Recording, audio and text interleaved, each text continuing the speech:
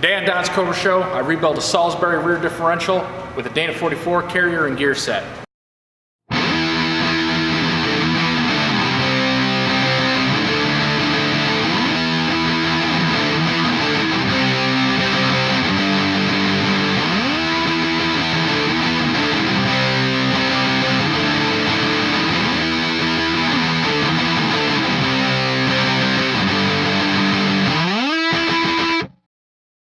This right here is a Salisbury rear differential out of a 1974 Jaguar XJ6. Same thing, came with the E-Type for a number of years, and it's no surprise that they're very popular among the Cobra replica crowd because a very similar Salisbury rear differential came in the original cars. I haven't been able to find a whole lot of Dana 44 carriers that are going to work with our 19 spline and stub axles. So our options are to spend a small fortune to swap those stub axles out or use one of the few carriers available. This is the Auburn Gear High Performance Series for 373 gears and below, part number 5420112. And I feel like I can trust it because I guess it's what ERA have been using in their Cobras for the past 10 or so years. Now I'm using all Timken bearings. For the pinion we have 02420, 02474, 31520, and 31594. For the carrier, we need 2 of 25590 and 2 of 25523. While you're ordering bearings up, not a bad idea to go ahead and order 2 extra 25590 carrier bearings. Make yourself a set of setup bearings, especially if you plan on doing this more than once. You'll see why later. You're going to notice quite a few differences from the Salisbury pinion to the Dana 44 pinion. You're not going to be able to use your factory yoke, because the splines on your Salisbury pinion are different than the splines on your Dana 44 pinion. Instead, you're going to use a yoke like this. Spicer part number 2-4-8091X. The U-bolts for that yoke are 2-94-28X. You're also going to notice this crush collar, way smaller, because the shoulder here and this one is actually just going to slide on down and ride on the bearing. Bearing can take about that much space.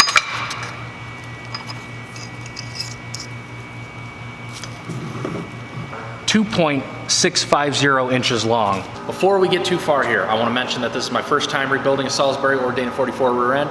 So if you see me doing something stupid, mention it so we can save someone else from doing something stupid. Roll the disassembly footage.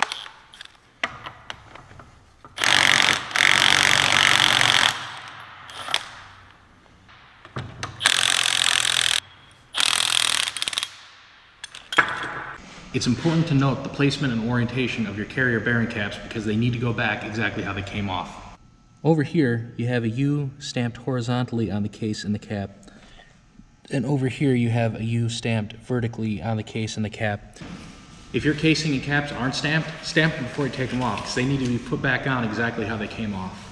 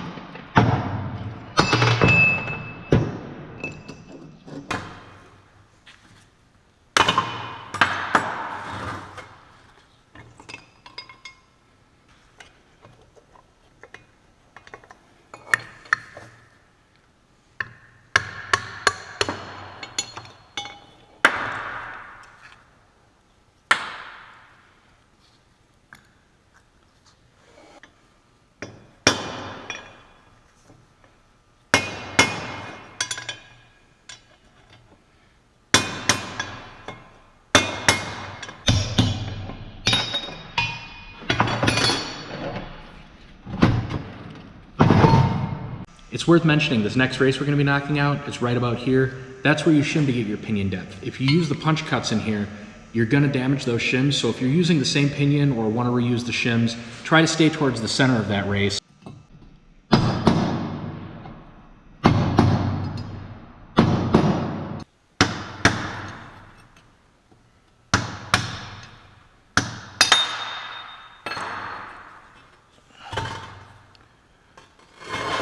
Here's the race I was talking about, and here's the shim that they were using to get the factory pinion depth. Now, other than this drain plug, we have an empty housing, so I'm going to go ahead and clean it up, and I'll be right back.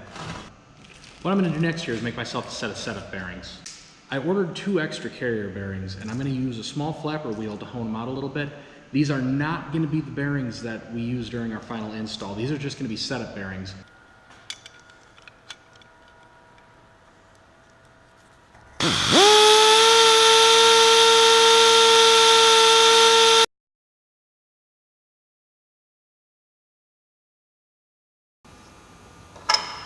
Once we have the center properly honed out for these setup bearings, they shouldn't be loose and sloppy, but they should be able to be pulled off by hand.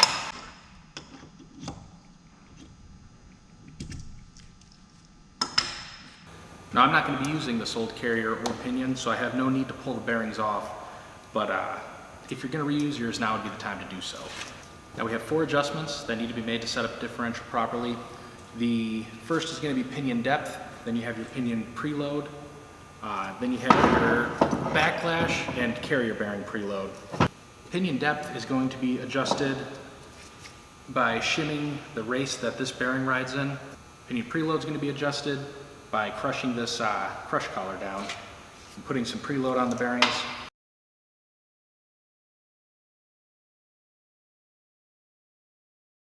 Both backlash and carrier bearing preload is going to be adjusted by adding or removing shims behind these carrier bearings. The new pinion has a +5 stamped into it. The old pinion has a +8 stamped into it. Now, what that means is that the new pinion theoretically should use 0.003 less shims than the old pinion. We're going to take the 0.009 in shims that we think we need, put them in that recess for the race, take the race, drive it on home.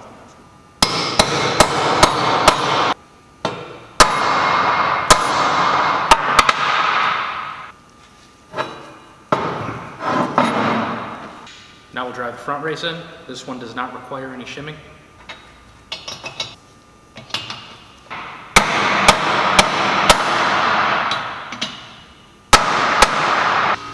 What I'm going to do now is try to set up 0 end flow on the carrier. We're going to use the setup bearings that we just made.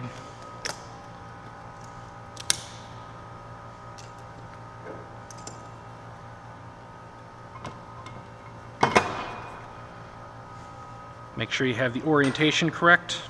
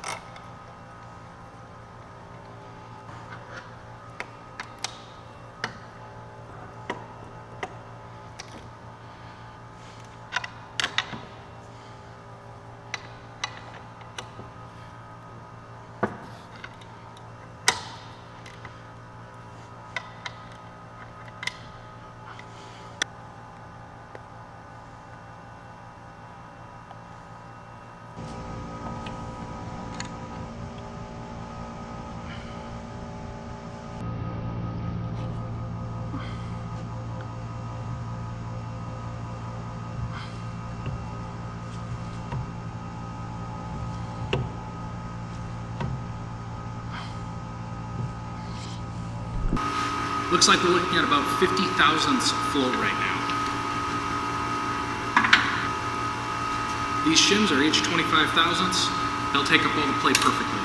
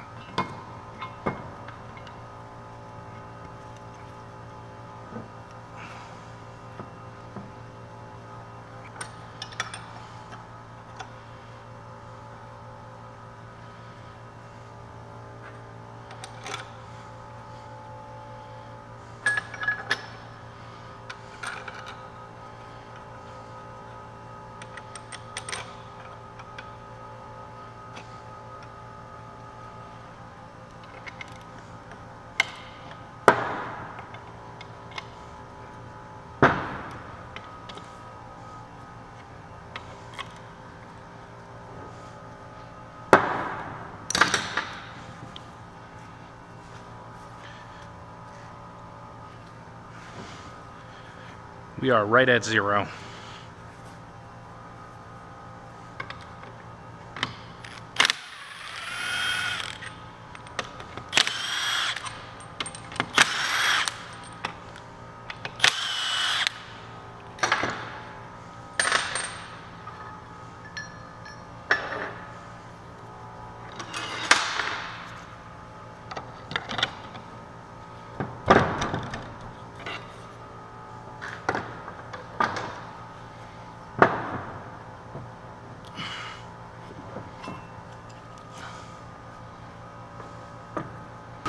Now that we have the carrier bearings at 0 preload, I'm going to start working on the pinion gear depth.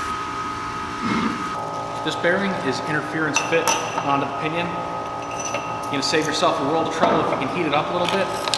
Best way to do that is an inductive heater. I don't have one here. So I'm just going to use a heat gun. We're going to periodically check temperature, get up to about 250 degrees, and it should pretty much slide right on. Heat nice and evenly.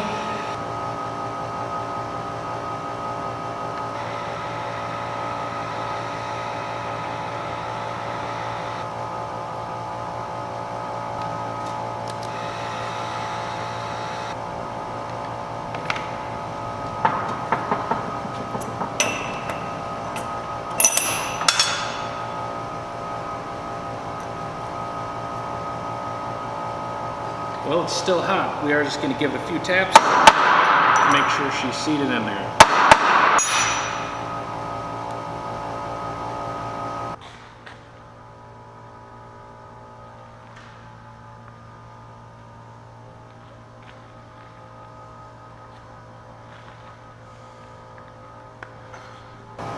I'm going to go ahead and do a test fitment of the pinion.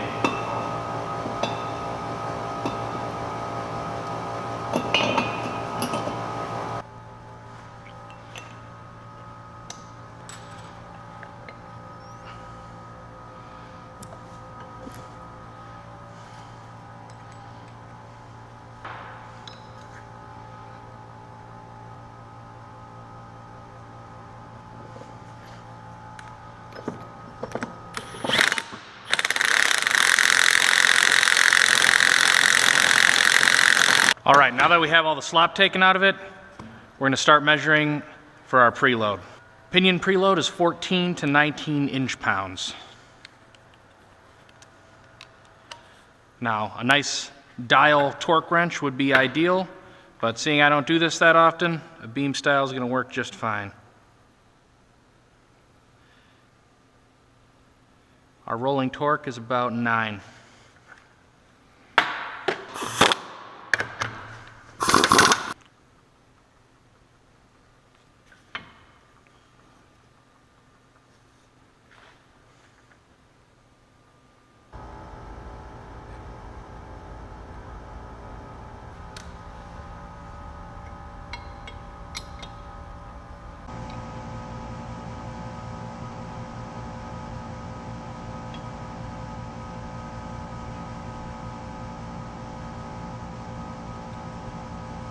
We are at 3.004.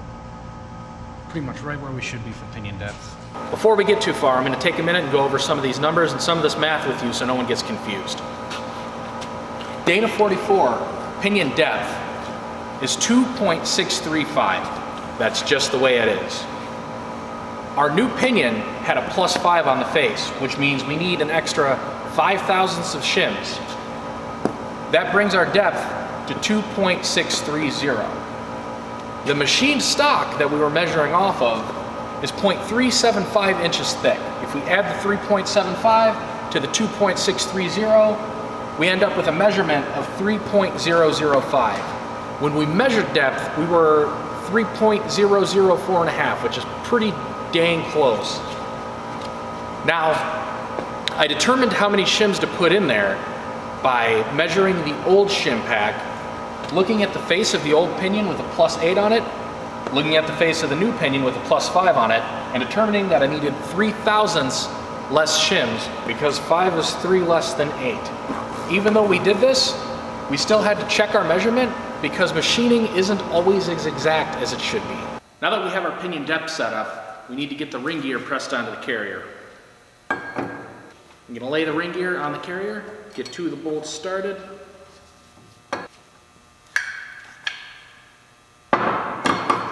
Then we can flip it over, get the rest of the bolts in. By hand, we're gonna tighten the bolts up evenly to try to get the ring gear to sit level. That's gonna mean the gap is gonna be consistent. Once you have the ring gear on there nice and level and everything's even, grab a wrench and slowly start going around. Every now and then, check the gap. If it's getting wider on one side, definitely move to that side.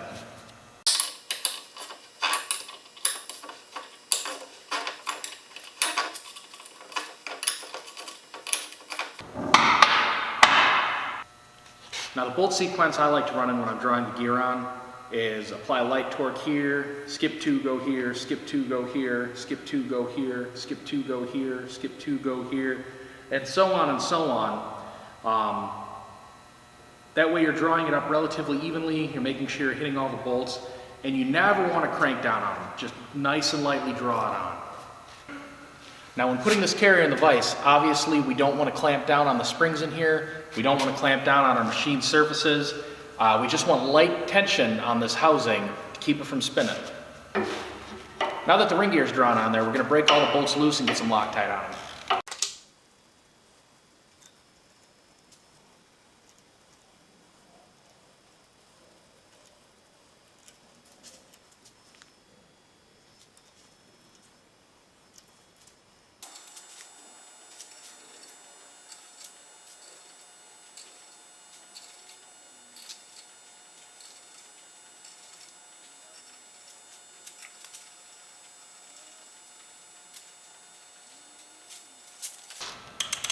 Torque spec on this is 55 foot-pounds, so I'm going to get them snug. Then I'm going to do 25 foot-pound step. Then I'll torque them to final torque at 55 foot-pounds, torquing evenly from side to side.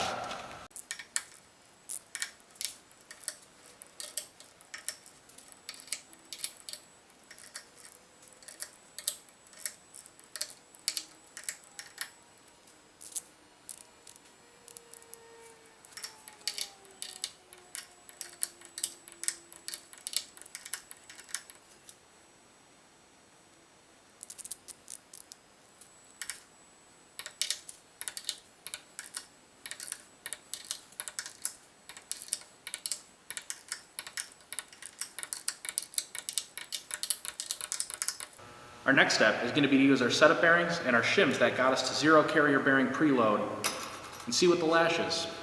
I'm debating if I want to stack them both on one side, get as far away as possible, or just set them up evenly. I think we're going to set them up evenly.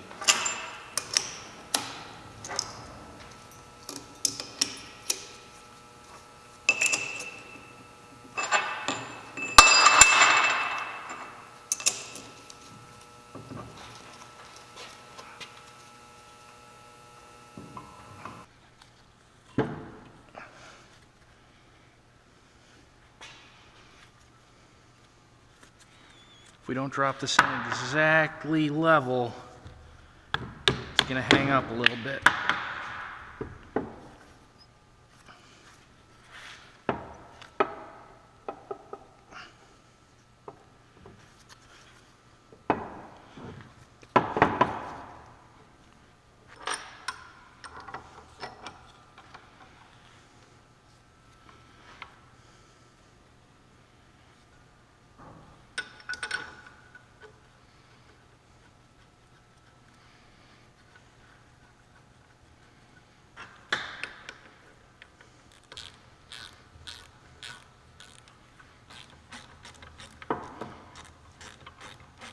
Now seeing I put a shim on each side, as I'm tightening, I'm going to keep checking for lash, because if it tightens up, we're going to want to stop and pull some shims from this side and add them to this side.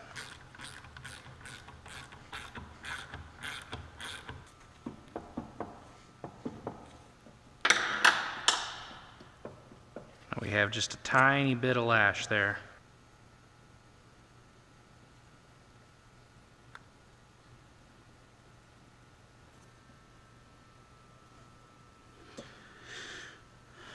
All right, I am reading 6 for backlash.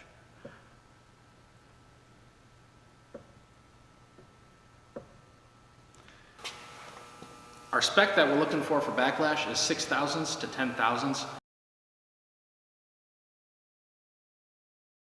Due to some technical difficulties, I don't have footage for some of the build.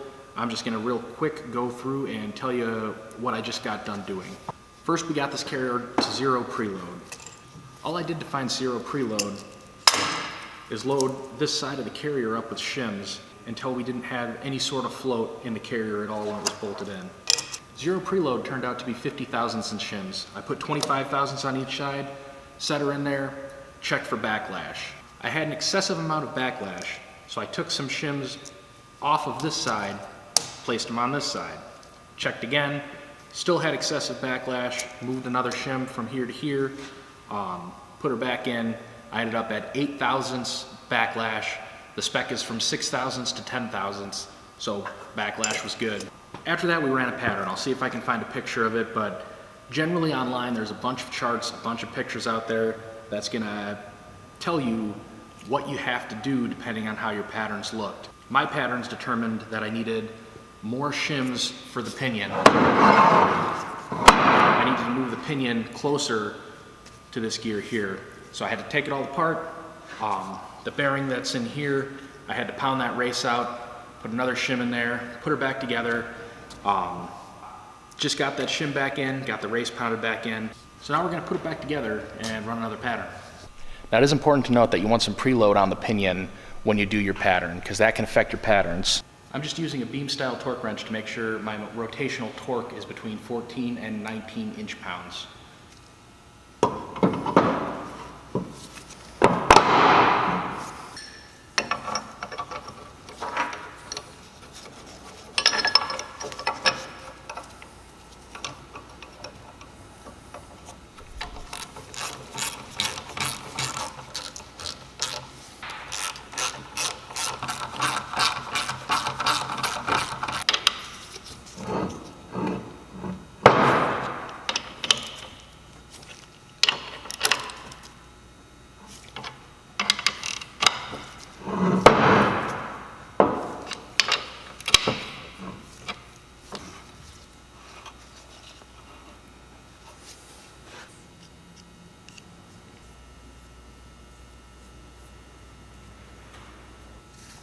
You're going to want to hold pressure on the ring gear because you want it to be loaded when you set your pattern.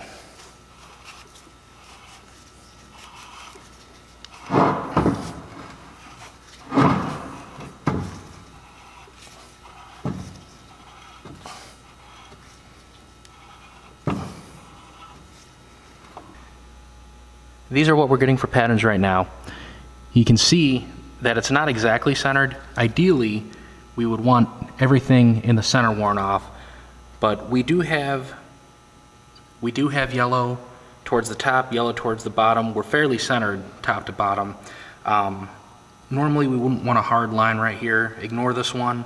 That's just for me trying to use a paint pen to test patterns before. It didn't work out too well. We're gonna keep playing with it, try to get this pattern to move up a little bit. Here's what we have for the coast side of the tooth, and in my opinion, that actually looks pretty good. Off camera, I played around with it a little more, got the pattern a little more centered on that drive side of the tooth. Coast side of the tooth still looks good. Now I'm gonna show you final assembly.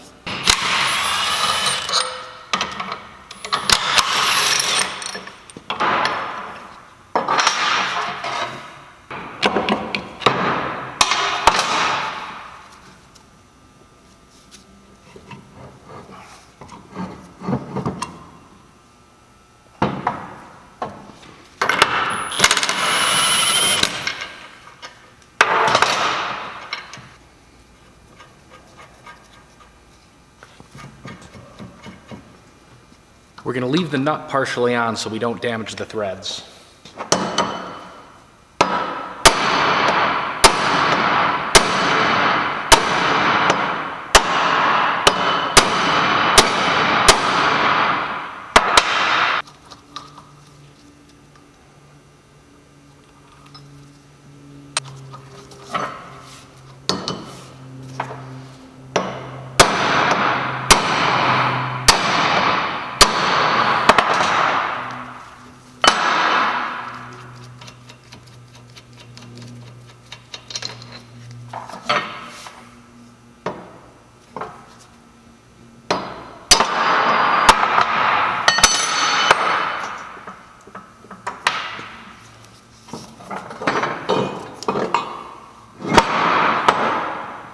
National Seal 5778.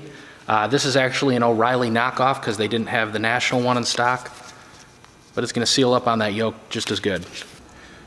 Going to drop our bearing back in there.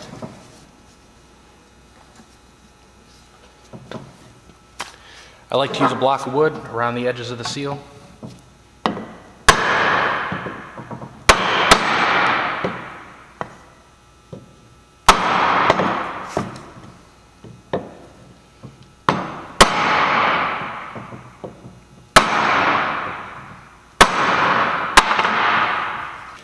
Time to put our 2.560 inch crush collar onto our pinion.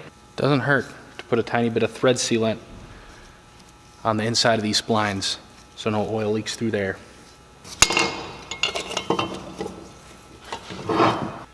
Got your yoke with some thread sealant on the splines. Got the washer, oval lock nut.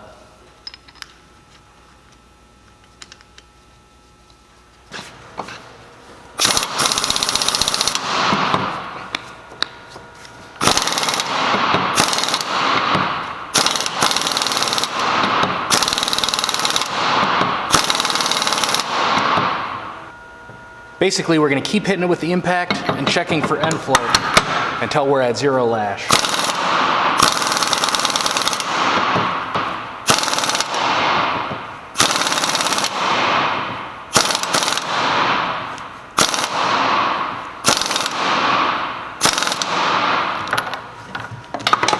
All right, we've just taken up all the end play, so we're actually at 0 inch-pounds of rolling torque right now, which is a great place to start. Here's a good time to turn your impact down a click or two.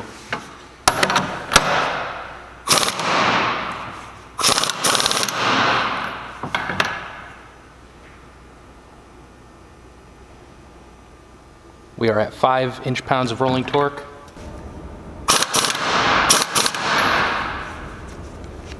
Nice and smooth.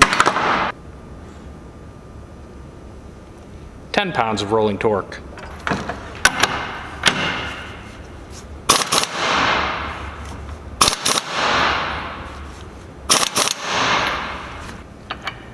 Our spec is for 14 to 19 inch-pounds of rolling torque, and we are right at 18, so we're going to stop. Now it's time to set the carrier up with the bearings that we're going to use for final assembly. Remember, these are just setup bearings. We're going to make sure we get all of the shims off of the back of the setup bearing, just in case they stuck back there. The Auburn differential calls for 8 thousandths of preload. The way we're going to get that 8 thousandths of preload is by taking 4 thousandths of extra shims and putting them on each side. Differential carrier bearing. Now this isn't a setup bearing. It's not going to slide on. You can either heat it up to expand it and push it on, or what I like to do is grab a socket. Use a socket that's only going to push on the inside of the bearing.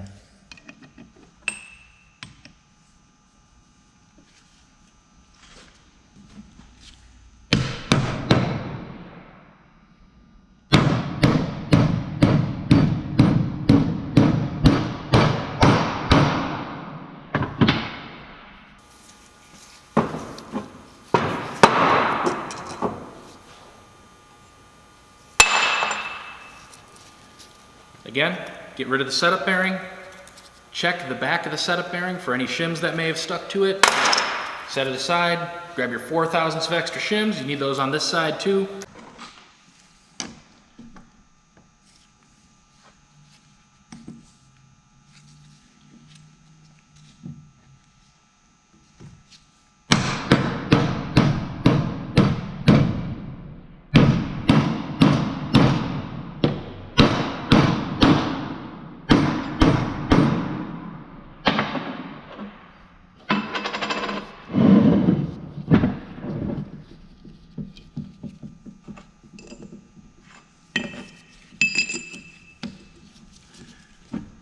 your races on.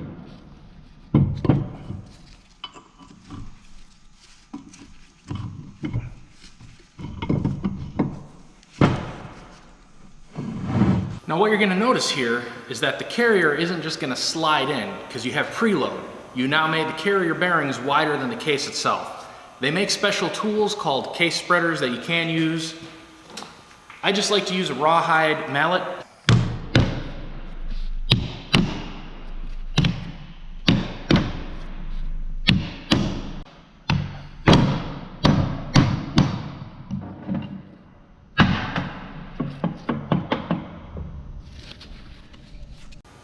Now, as always, you want to be absolutely sure that these caps go back on exactly how they came off.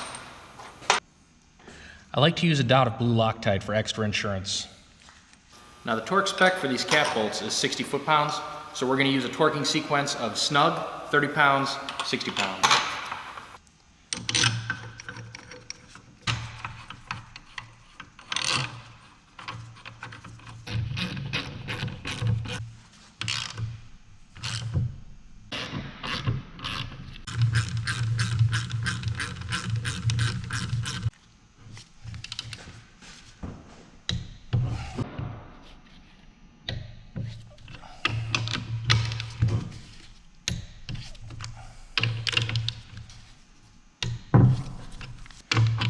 And our final torque at 60 foot-pounds.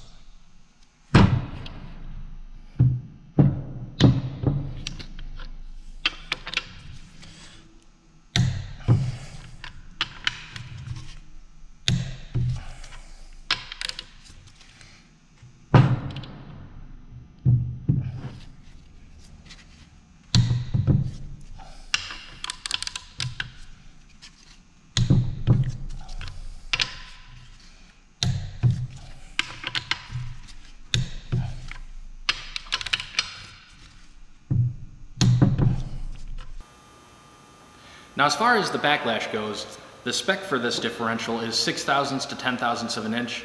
By default, I pretty much always shoot for the center. So when I initially shimmed it up, before I ran a pattern, I shimmed it for 8 thousandths of backlash. Turned out the pattern actually looked better at 6 thousandths of backlash once I started adjusting it. And what you're looking for is the best looking pattern within that 6 thousandths to 10 thousandths range. Also, pinion depth, you're going to adjust off your pattern. Everything is going to be based off of a good looking pattern. So just because you're within backlash specs and pinion depth specs, you're still going to need to run a pattern. There's a lot of information online about those patterns. I suggest Googling differential gear patterns. It's going to give you great charts that are going to tell you based on what gear pattern you have, if you need to add a little bit more backlash, take away some backlash, push the pinion further in, take away some shims and move the pinion further out. Now we're done setting this differential up. I just like to verify everything, so I'm going to run a pattern one more time. Well, pattern looks good, so we have a rebuilt differential. And that's how you go about rebuilding a Salisbury rear differential with a Dana 44 gear set and carrier. Now honestly, if you're only going to do this once, by the time you buy the shim kit, make the setup bearings, buy the tools you need, and definitely with time considered, you are way ahead just paying someone else to do it. I was told that numerous times before I started this project, but I am dead set on turning every single bolt in this car by myself. And I had a lot of fun learning how to do this. I hope you learned something watching the video. Last thing I'm going to mention before I let you go, when you put this rear diff cover back on, use silicone, don't use a gasket.